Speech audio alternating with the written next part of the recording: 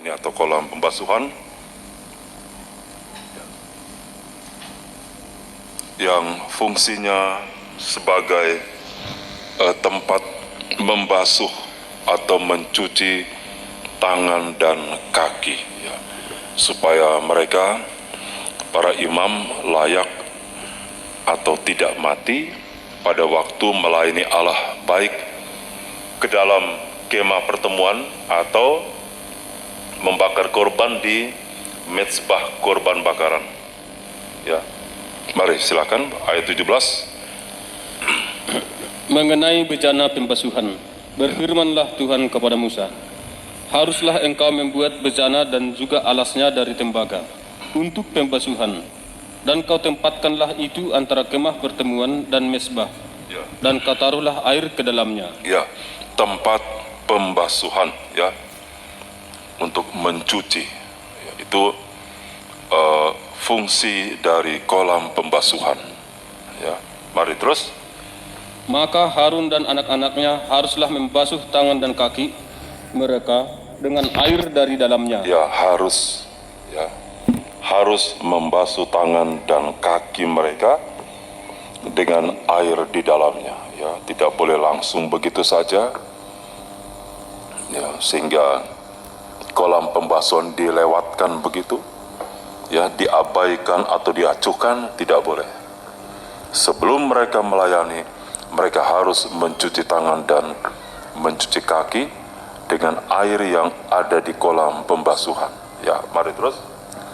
Apabila mereka masuk ke dalam kemah pertemuan, haruslah mereka membasuh tangan dan kaki dengan air, supaya mereka jangan. Jadi kalau mereka langsung melayani Allah, masuk ke dalam kemah pertemuan dan menghampiri mezbah korban bakaran, langsung mati. Ya, jadi kolam pembasuhan ini sepertinya mencegah supaya mereka jangan mati. Ya, berarti pelayanan itu tidak boleh asal semaunya. Ya, tidak boleh asal menurut saya tidak boleh, harus menurut satu ordinansi atau peraturan dari firman Allah. Sebab kalau mereka mengabaikan alat ini, kolam pembasuhan, mereka melayani, berarti mereka melayani dalam keadaan kotor, ya, dan najis. Ya, Tuhan tidak terima begitu. Ya, jadi bukan soal pelayanannya, tapi Tuhan mau bersihnya, patuh kepada firman Allah. Ya, mari terus. Demikian juga apabila mereka datang ke mezbah itu untuk menyelenggarakan kebaktian dan untuk membakar korban api-apian bagi Tuhan. Ya, 21.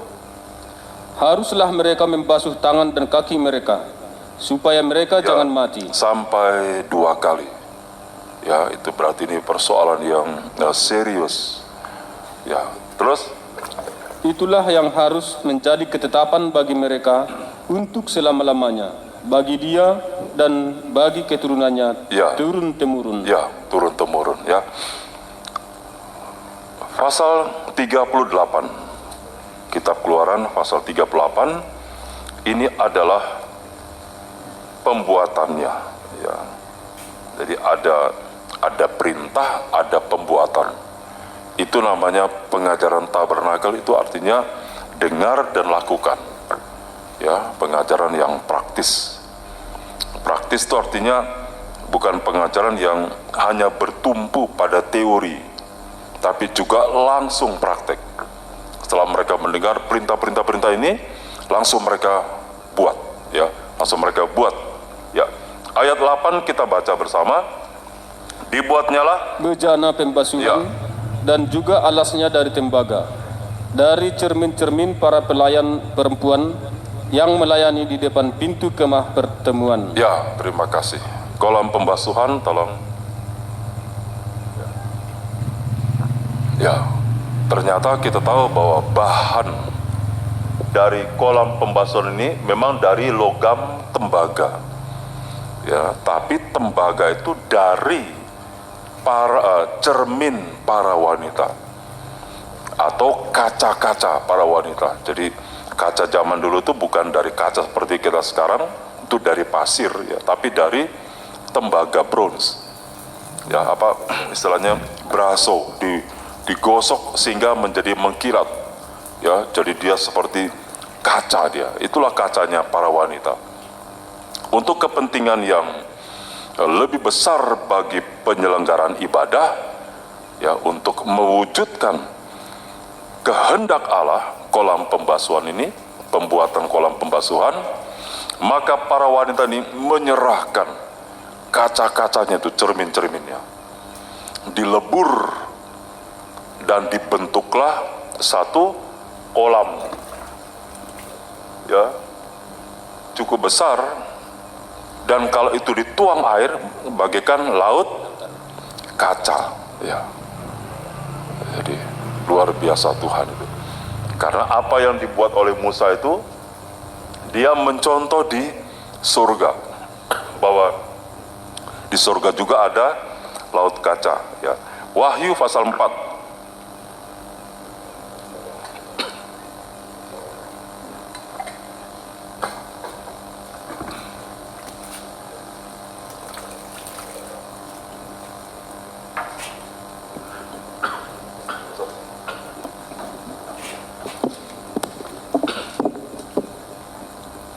Wahyu pasal 4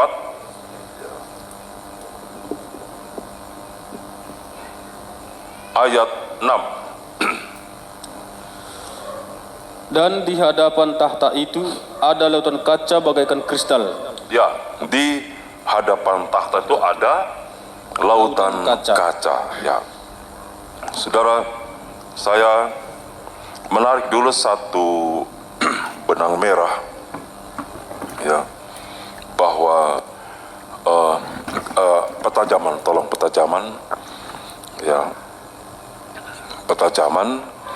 Jadi kolam pembasuhan ini melambangkan baptisan air, ya, 1 Petrus 3. Tapi kolam pembasuhan ini, ya, melambangkan baptisan air. Namun sebelumnya ada satu kejadian, ya, mungkin bisa, ya, yaitu ada air bah, ya, di mana air bah ini telah menenggelamkan bumi, benar-benar ditenggelamkan, ya. Ada petajaman tuh? Nggak ada, ya udah. Jadi itu di zaman Nuh, ya.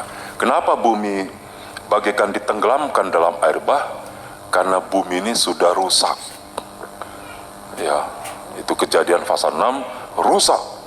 Maka Allah harus bagaikan menenggelamkan bumi ke dalam air bah, bagaikan bumi itu dicuci bersih, ya, dicuci bersih, sehingga waktu bumi air bah itu surut, itu bagaikan bumi muncul, ya, bisa mengerti, ya, ya, karena tadi kan ada banjir itu naik sampai 15 hasta menutupi puncak gunung paling tinggi, jadi benar-benar udah tenggelam. Jadi kalau air bah itu surut, maka bagaikan bumi itu muncul, ya, kelihatan permukaannya. Ya, terima kasih. Itu di zaman Nuh, ya, bagaikan di titik inilah, ya, di 2000 tahun yang pertama, ya. Kemudian pada zaman Musa ini zaman Musa pasca ini, di sini dalam bentuk kolam pembasuhan, ya, kolam pembasuhan. Kemudian zaman Yesus pertama kali datang, ya, adalah baptisan air, ya, baptisan air. Jadi pada zaman Nuh itu digambarkan dengan air bah. Pada zaman Musa, ini titik pasca ini, kolam pembasuhan, terus berjalan sampai Tuhan Yesus datang pertama kali, diwujudkanlah dalam bentuk baptisan air. Sepanjang zaman kemurahan ini, ya, sejam kemurahan ini. Jadi bayangan prematur prematur atau yang lama sekali adalah kolam pembasuhan. Pada zaman Musa dalam bentuk itu air bah, dalam zaman Musa dalam bentuk kolam pembasuhan. Zaman gereja dalam bentuk baptisan air. Akan datang lautan kaca. Ya, jadi Allah itu kalau dia men-setting istilahnya gitu, memprogram itu dulu sampai akan datang. Ya, jadi apa-apa yang terjadi di waktu yang lampau itu menuju kepada hal-hal yang akan datang. Jadi yang lambang itu adalah air bah dan kolam pembasuhan, itu lambang. Wujudnya sekarang adalah baptisan air, akan datang lautan kaca. Ya. Jadi kalau sekarang orang dibaptis didasari dengan pertobatan, kalau saat itu dia mati, rohnya bisa melintasi laut kaca sampai ke tahta Allah. Ya. Tapi kalau seorang mengeraskan hati, seperti dalam pembacaan Alkitab, ya, orang Farisi itu orang kelompok yang menolak maksud Allah dan mereka tidak mau dibaptis oleh Yohanes Pembaptis, menolak maksud Allah. Maka kalau orang semacam ini sengaja mengeraskan hati, kalau dia mati, rohnya itu tercemplung ke dalam laut kaca, tidak selamat. Bagaikan tentara Mesir tenggelam di dalam Laut Merah, tidak bisa sampai ke seberang. Ya, jadi jangan main-main dengan persoalan baptisan air ini. Ya, kita bersyukur kepada Tuhan kalau kita bisa mengerti kehendak Allah ini. Ya, haleluya. Ya, coba kita mundur jauh ke kitab Daniel. Kitab Daniel. Pasal 7.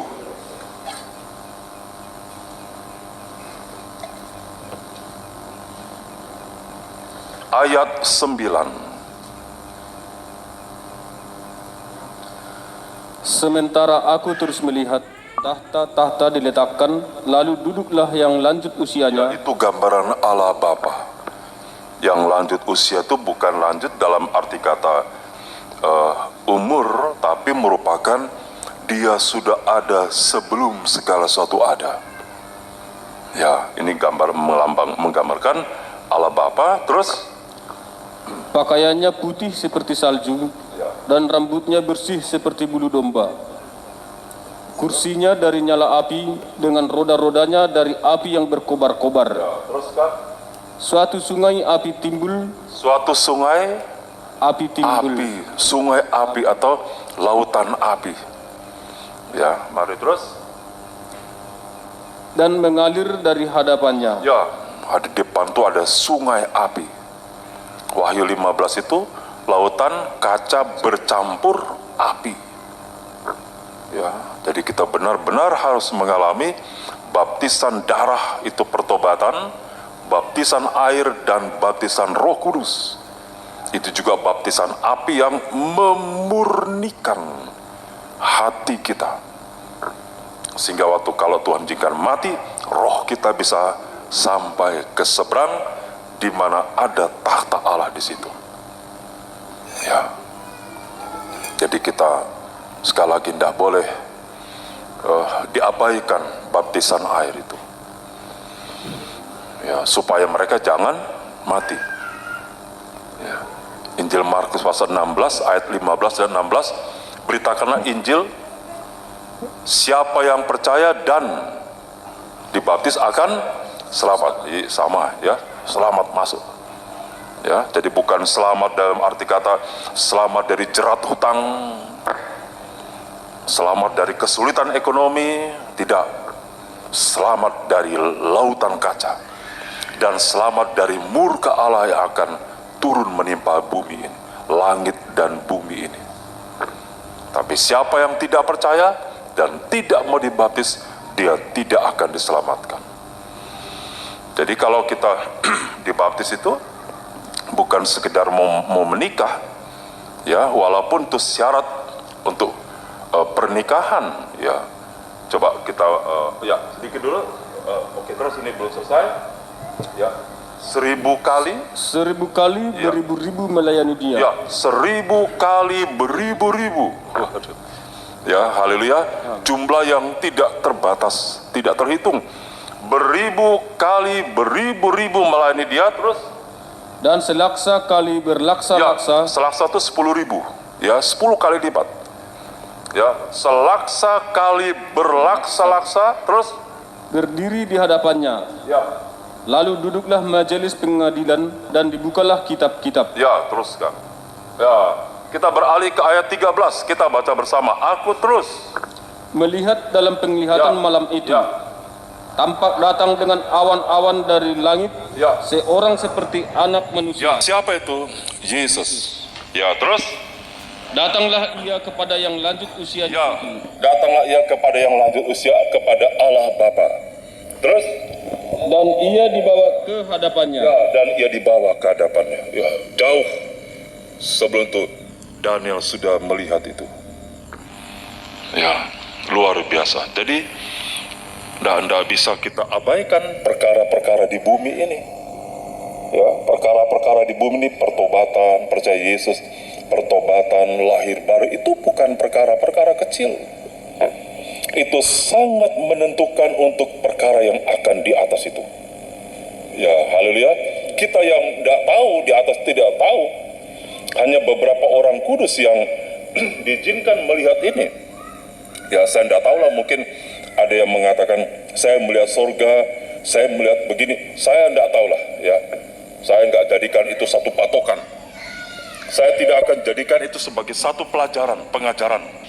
Walaupun mengatakan saya melihat, ya itu terserah, ya, kita tidak menghakimi.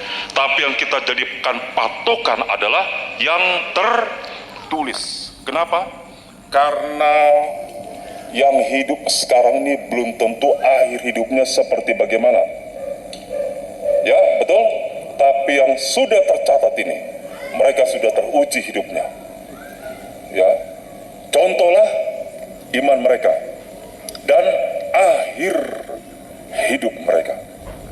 Ya, saya juga tidak boleh menjadi satu patokan. Saya harus juga berpatokan kepada apa yang tertulis. Ya. Kecuali yang disampaikan itu sesuai dengan yang sudah tertulis ini. Ya. Bisa mengerti, saudara. Nah, sekarang kan media penginjilan ini sangat mudah. Ya. Tapi kita harus bisa ada satu filter. Ya, bisa menyaring itu. Ya, boleh menyaring, boleh ujilah segala roh itu, nubuat-nubuatan. Yesus saja, waktu iblis mengatakan, bukankah ada tertulis tentang engkau, Allah Bapa akan mengutus malaikat-malaikatnya sehingga mereka akan menatang, ya, sehingga kakimu jangan terantuk. Jadi iblis juga menggunakan ada tertulis. Ya betul, tapi Tuhan juga menyaring yang dikatakan ada tertulis. Kata iblis itu apa? Memang ada tulis malaikat-malaikatnya akan menatang, tapi tidak ada kata tertulis jatuhkanlah dirimu. Ya betul, tidak ada kata jatuhkan. Yang tertulis Allah, malaikat Allah akan menatang. Kalau kita katakanlah, ya, bukan jatuh tapi apa, seperti terpleset, ya, tidak sengaja, ya, mungkin kalau kita jatuhkan dari lantai 3, ya, mati tidak sengaja. Kok tidak sengaja? Tapi dia ada niat untuk menjatuhkan. Itu namanya mencobai Tuhan. Ya, jadi kita harus bisa menyaring. Ya. Sekarang karena baptisan ini banyak yang membantah. Ya, enggak apa-apa kok begini, tidak. Ya, bisa dia pertanggungjawabkan jiwa orang itu, bisa melintas nanti, rohnya bisa melintas lautan kaca itu yang nanti akan bercampur api. Ya, benar-benar kita bisa melintasi itu semuanya. Roh kita bisa melintasi, keluar menyeberang, dan kita segar sekali sampai ke seberang, sampai ke tahta Allah. Ya. Saudara, itulah kolam pembasuhan. Surat Kisah Para Rasul pasal 2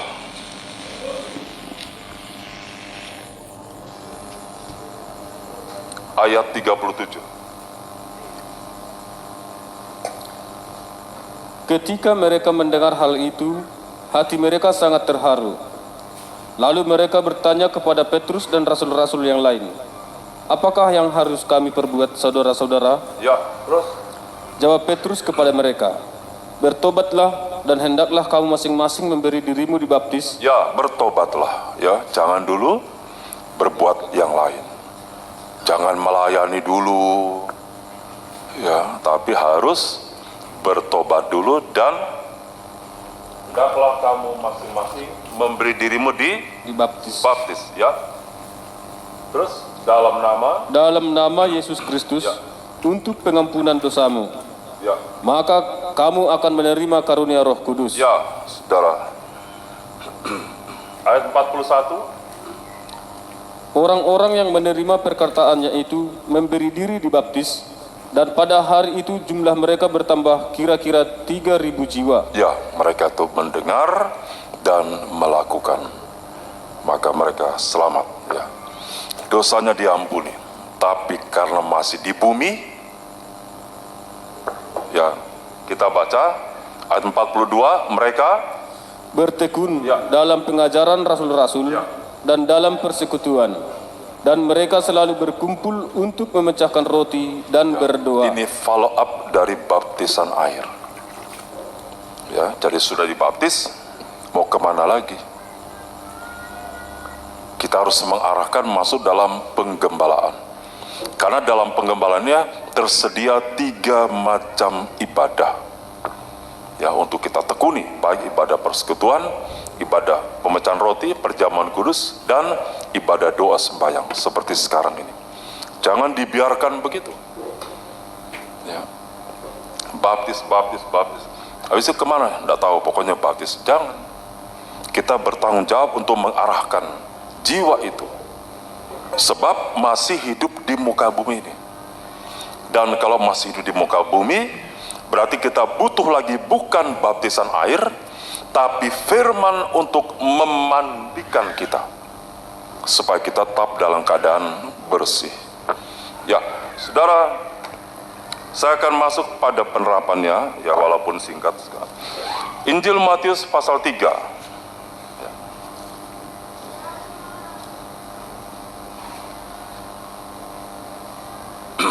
Ayat 15, Yesus datang untuk dibaptis.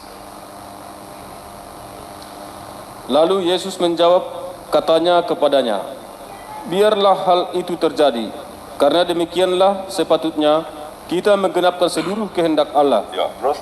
Dan Yohanes pun menurutinya. Ya, teruskan. Sesudah dibaptis, Yesus segera keluar dari air, dan pada waktu itu juga langit terbuka, dan ia melihat Roh Allah seperti burung merpati turun ke atasnya. Ya, 17.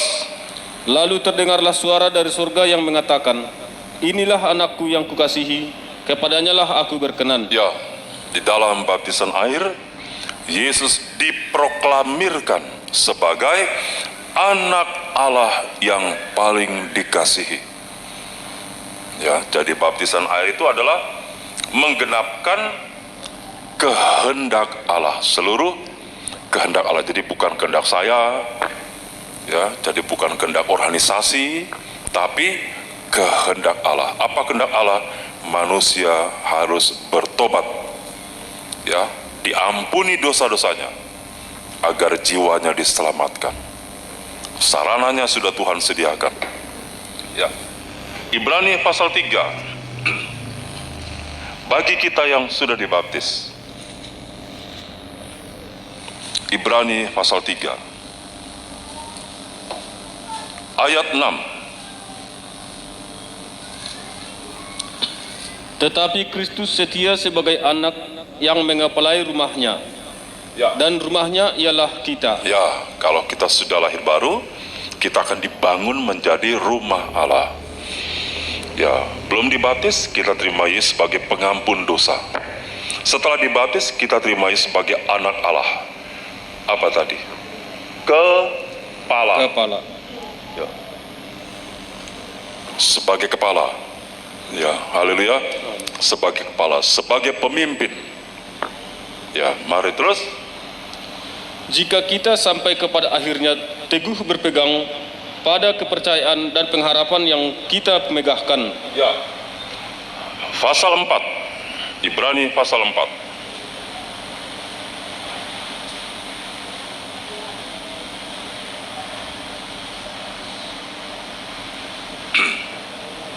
Ayat 14. Karena kita sekarang mempunyai imam besar agung yang telah melintasi semua langit, yaitu Yesus, anak Allah. Baiklah kita teguh berpegang pada pengakuan iman kita. Ya, dia adalah Yesus anak Allah, dia adalah imam Besar. Ya. Jadi dia imam besar, dia kepala. Dialah pengharapan hidup kita. Ya, mari kita akan masuk Lukas pasal 7, dengan cepat akan dibacakan. Injil Lukas pasal 7 dalam Sunan Tabernakel adalah kolam pembasuhan. Ayat 11. Ya, saya sudah pernah masukkan di grup ini. Kemudian Yesus pergi ke suatu kota yang bernama Nain. Murid-muridnya pergi bersama-sama dengan dia, Ya. dan juga orang banyak menyertainya berbondong-bondong. Ya, Nain artinya tempat yang mempesona. Ya. Arti yang kedua adalah padang rumput.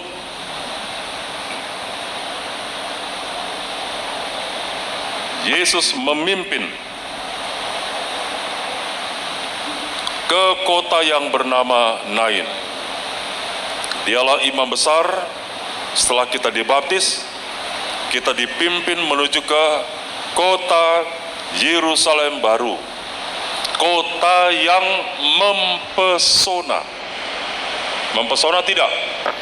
Ya, mempesona kan? Jalannya aja dari emas murni, dindingnya dari batu-batu permata. Kotanya besar sekali, luas. Ya, tidak ada lautan. Satu hamparan luas. Tidak ada kematian. Berarti tidak ada perpisahan. Dan berada dalam suasana sukacita. Kebahagiaan yang tanpa batas. Karena di dalam Yerusalem baru itu hanya terdapat kebenaran. Ya, di dunia ini ada kebenaran, ada dosa, sehingga kadang bahagia, kadang tidak berbahagia, kadang senang, kadang berduka. Ya, senang bersama-sama, tiba-tiba harus berpisah. Tapi nanti di Yerusalem baru tidak lagi. Jadi kita sekarang menerima Yesus sebagai imam besar dalam bentuk firman. Dia memimpin kita ke Nain, ke kota yang mempesona. Ya, mari terus. Setelah ia Dan juga, ya sorry. dan juga orang Dan juga orang banyak menyertainya berbondong-bondong. Ya, jadi hamba Tuhan itu hanya menunjukkan arah saja. Kita semua ikut Tuhan, ikut firman Allah. Ya, haleluya. Seberapa banyak pun jemaat harus diarahkan ke Yerusalem baru. Dan firmanlah yang memimpin kita. Karena firman itu adalah imam besar, kepala rumah Allah. Kalaupun hamba Tuhan memberitakan firman, harus endingnya, ujungnya arahnya ke Yerusalem baru, bukan ke dunia ini. Ya, itu hilang arah namanya, ke Yerusalem baru. Maka tidak ada lagi laknat, tidak ada lagi kenajisan, tidak boleh. Ya, dalam perbuatan, dalam perkataan, dalam pemikiran, tidak boleh. Itu firman yang benar itu. Bukan supaya kaya timbun kekayaan, bukan. Kekayaan itu harus kita pandang sebagai satu sarana saja. Ya, haleluya. Jangan kita agung-agungkan. Biasa-biasa saja. Ya. Ya, mari terus ayat 12. Setelah ia dekat pintu gerbang kota, ada orang mati diusung keluar. Ya. Anak laki-laki, anak tunggal ibunya yang sudah janda. Dan banyak orang dari kota itu menyertai janda itu. Ya, ada dua kelompok yang bertolak belakang. Yang satu keluar dari Nain, yang dipimpin oleh Tuhan masuk ke Nain. Kalaupun kita belum sampai ke Yerusalem baru, kita harus masuk ke dalam penggembalaan. Itu padang rumput namanya. Tapi ada di dalam kota ini keluar. Karena apa? Ada kematian. Kematian dari anak Seorang ibu janda, ya, anak tunggal. Anak tunggal berarti anak sulung. Dan itu menimbulkan duka cita yang berat sekali. Ya. Bukan hanya kematiannya, tetapi karena anak ini, ya, saudara perhatikan, seorang istri, suaminya meninggal, ya. Tadinya suaminya merupakan tumpuan harapannya, kepala rumah tangga. Suaminya meninggal, maka tumpuan itu diarahkan ke anak, yaitu wajar.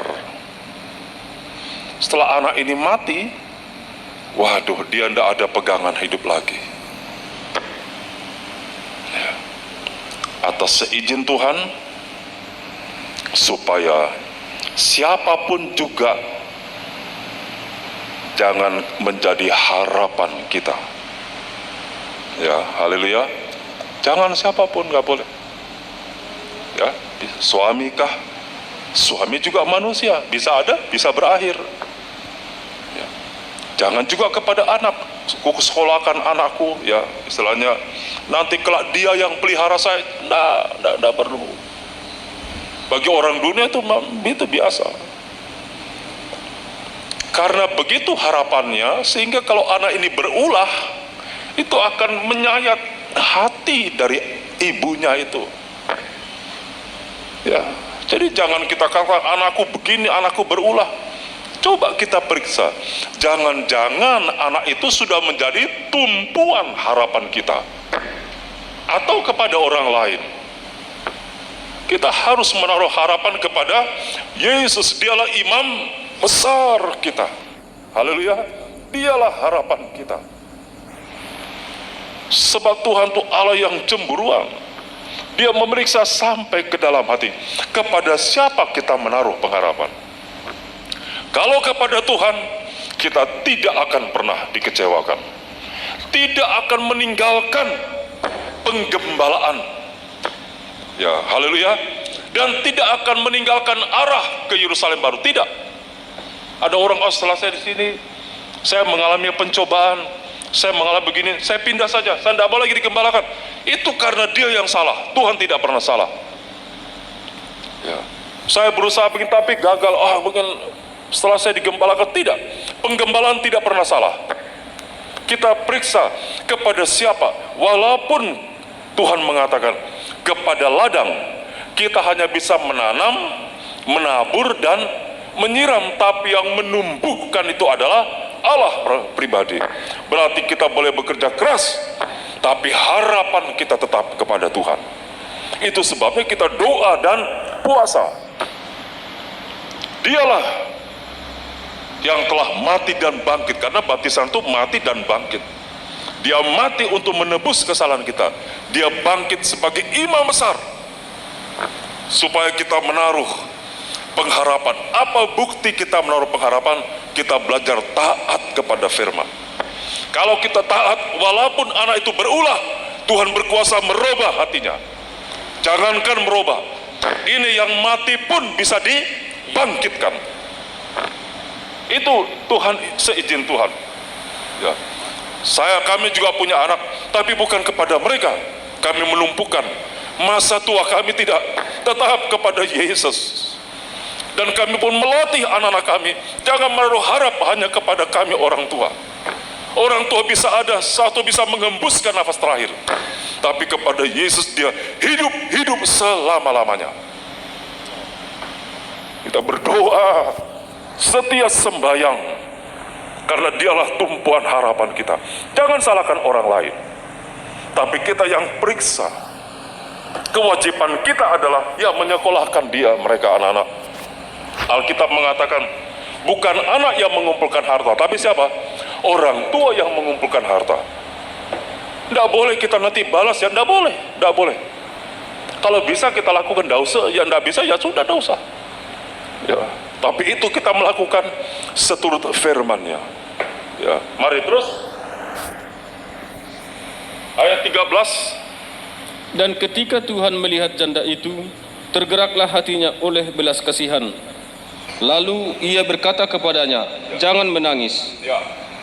Terus Sambil menghampiri usungan itu, ia menyentuhnya. dia menyentuh, ya Sam standby.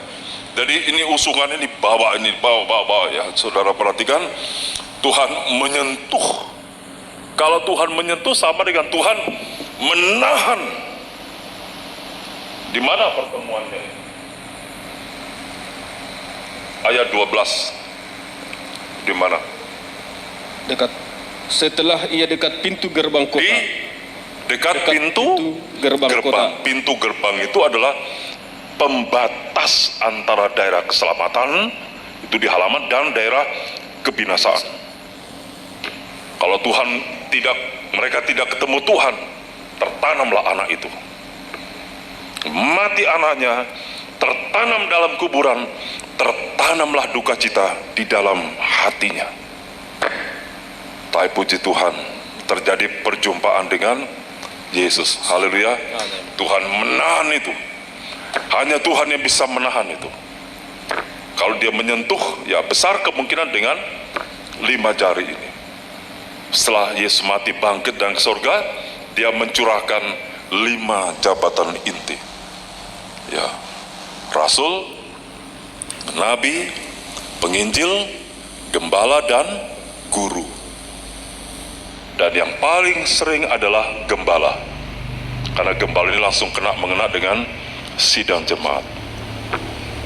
Lewat penggembalaan, segala duka cita, segala hal yang memilukan dihentikan. Saudara percaya? Dihentikan oleh kuasa Tuhan. Ya, waktunya habis. Pada akhirnya anak ini dibangkitkan. Kalau sudah dibangkitkan ke kuburan? Tidak. Balik lagi ke kota? Nain. Tuhan mau kita digembalakan sampai kita masuk Yerusalem baru. Haleluya. Tuhan semua memberkati. Mari kita akan berlutut.